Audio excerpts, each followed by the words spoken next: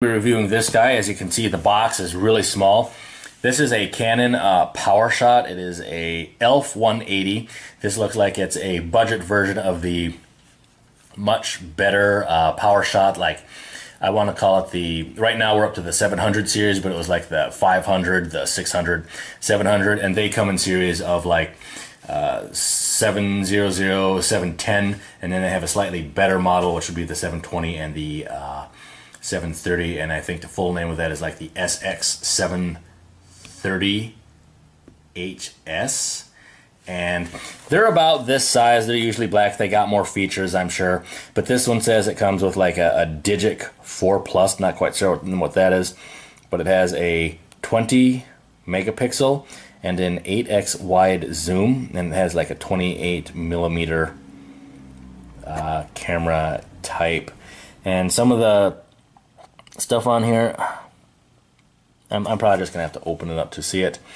It comes with your usual contents. It's got USB interface, you know, it's got your battery pack, charger, wrist strap. Memory card is not included, but I have one of them. Another camera I'm reviewing, which, by the way, the other camera I reviewed was this Kodak, and this is a small camera, okay? Like $58, I think, for that. And this one is like 108, I think. So we'll see what this has going on in it. And I like how the boxes of this perforated, whatever. Wow. They packed everything in there as much as it will go. I mean, wow.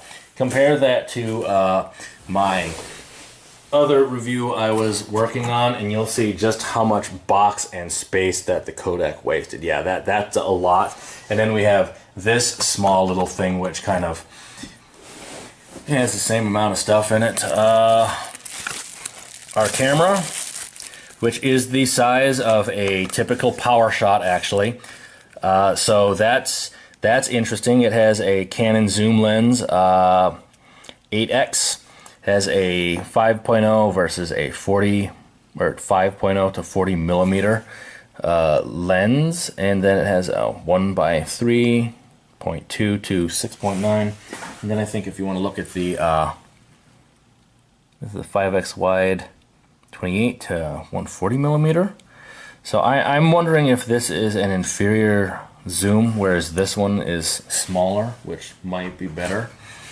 And I believe when it has a higher lens rate, though, that it's not so good zooming up. But the thing is, this also has a greater zoom, so when it goes in, you'll actually see more. I believe this last number is for the focus.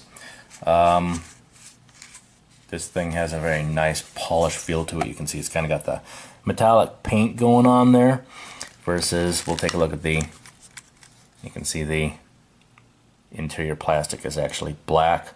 So they must have painted it. It feels new. It looks like metal, I guess, is the look they were going for.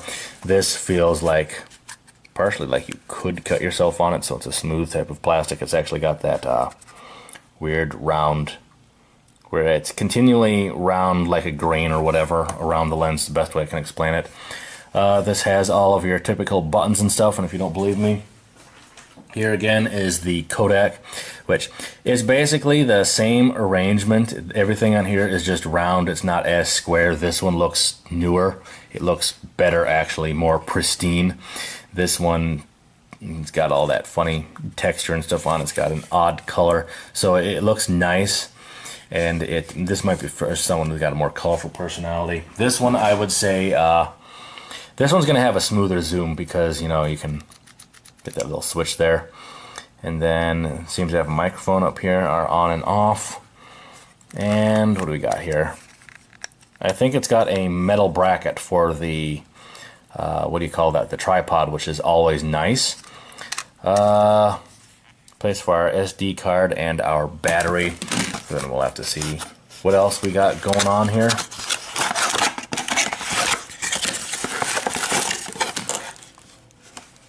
Okay, so here's our wrist strap.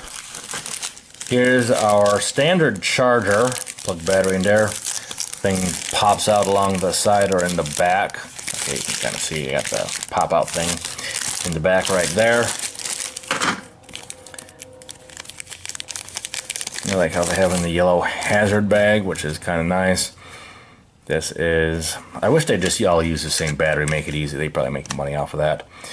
Got your simple latch here to hold it in.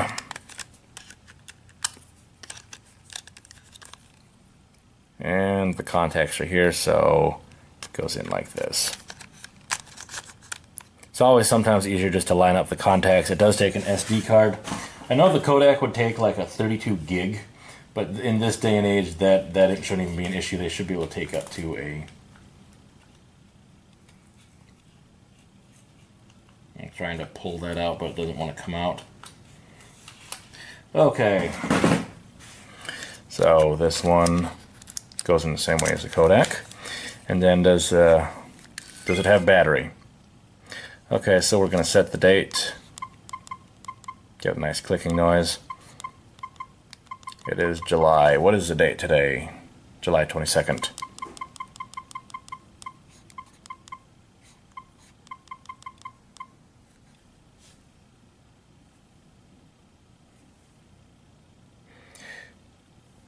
.622, not far off. 722 would be on the same date.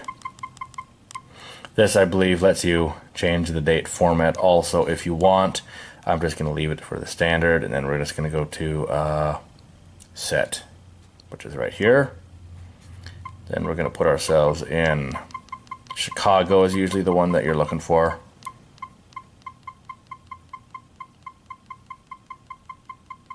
Don't have Chicago, so I'll have to go to, oh, there we go. And then, okay, so this thing, the thing I like about the HUD is it's got all your information up here. It's kind of got some flashy graphics and stuff. Looks a lot sharper than what's on the Kodak. We got our playback function here, but it cannot playback move because it doesn't have any. I think you just take a picture. This one, of course, has the multi-focus. Lets you hold it in, get your your image stabilization going on. And I'm not sure, does a smaller Kodak have that? I don't think that it did.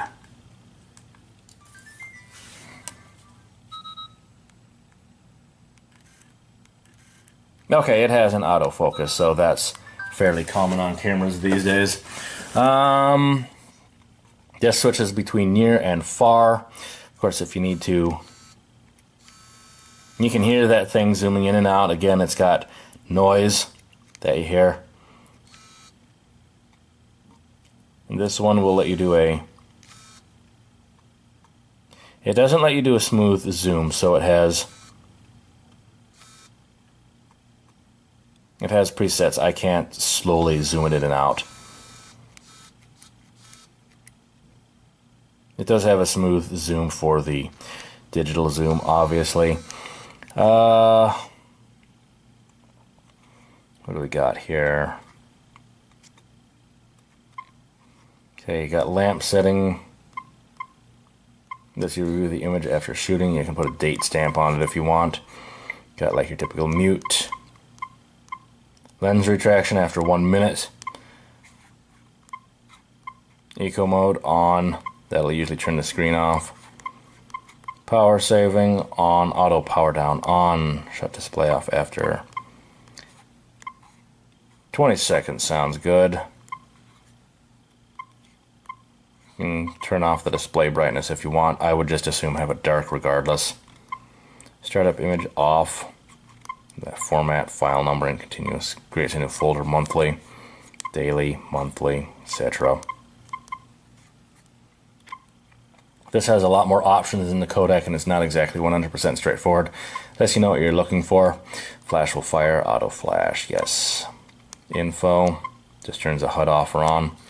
Auto zooming for people except movie shooting. But does this work? Yes, it does. It has an auto zoom feature. It was zooming in and out on my face, which is interesting. I just kind of waved and smiled at it, so it's used to seeing stuff like that. Turn that off. What do we have for auto? You can turn... So auto, you can choose drive or single. Go to recording pixels, the size that you're looking for, 20 megapixels. And of course, the smaller the megapixels, generally the one that I like is like right here, and then I just resize it.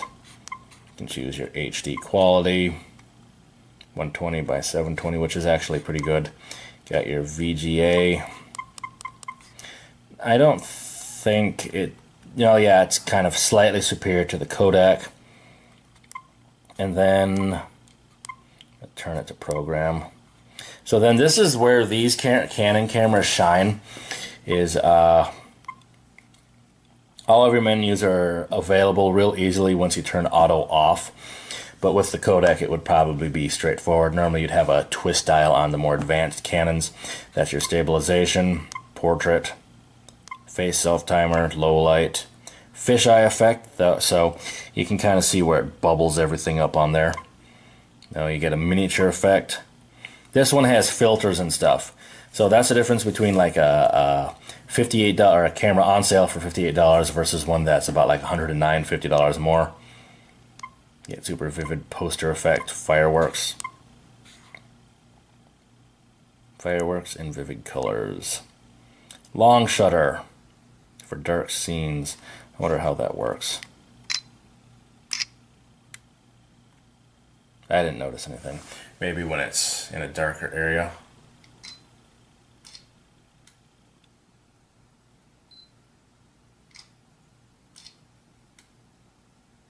There is some kind of motion blur on it though, so that I wonder if I just set it to normal, if that'll be effective or not. You'll just have to take my word for it. Yeah, the longer exposure has it where there's kind of a blurred effect just because it keeps the lens open longer. What else do we got on here?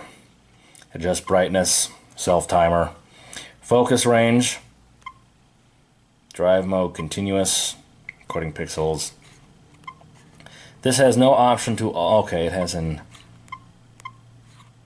more advanced stuff up here, light metering, evaluative, center, spot, typical stuff. Your white balance.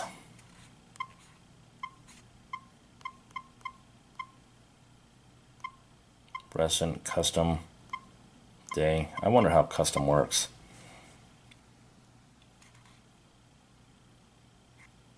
So you set the white balance and then it'll take it. The ISO speed, this lets you adjust it all the way up to 1600. That is actually pretty good. Some cameras I've worked with, they only have an ISO of, like the one Kodak Pix Pro had an ISO that was only like 640, I think. Not the one that I just showed, but it was a bigger one that looked nicer. And it's not as good as the smaller one, actually. But anyway, this is a fairly good camera. And I'm going to go do some recording with it and use my usual Thrifty White Store benchmark, and we'll see how good it is. I also like how they have this charged right out of the box. Now, is there a USB thing on here? Digital AV out. Can you pull this? Yes, you can. Now, my question is, if you turn it off, and this is a Samsung USB, can you charge it? It doesn't come up here, but it's got this weird little thing on the side, rubber grip. Don't have a rubber grip here. This kind of looks like a smooth texture, but it isn't. I wish they would have had something here, but they do have the wrist strap, which goes right here, but it's plastic, not metal, so that could break easily. Then, will it go in there? Charging this thing is out of the question because it's got this odd shape, so that is definitely an audio video out. It doesn't charge like the Kodak did. So while this is better than the Kodak in some ways it's also slightly inferior because it's got the extra options, but it's like it needs a little bit more kick. I would almost recommend the Kodak over it, just because the Kodak is straightforward. This is if you're looking specifically for some of the features, but you need to see a review like this one in order to know what's in it. So I don't know if it took the photo or not. My old PowerShot did, and it would stop recording after the fact. But anyway, that kind of concludes the showcase of this camera. I will say give it a thumbs up if you like it, thumbs down if you didn't. Tell me what I did wrong.